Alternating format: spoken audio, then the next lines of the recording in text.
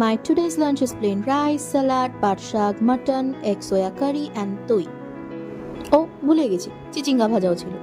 চিচিঙ্গা ভাজা আর লঙ্কার কম্বিনেশনটা কিন্তু ফাটাফাটি। নেক্সট ওয়ান ইজ পাট শাক।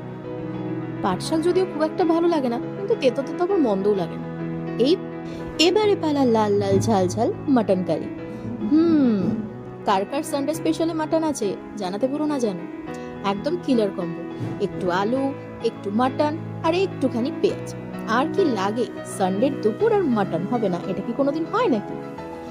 ওফ, রসুনটা কিন্তু দারুণ ছিল। এবারে পালা এগ সোয়া কারি। এটাও কিন্তু মাটনের থেকে কিছু একটা কম যায় না। ডিমটা কিন্তু হাঁসের ডিম ছিল। এই কম্বোটাও কিন্তু জাস্ট ফাটাফাটি। Now last but not the least, টক দই। গরমকাল আর ঘরে পাতা টক দই ছাড়া না খুব একটা যায় না। So it was my lunch. What's your lunch today?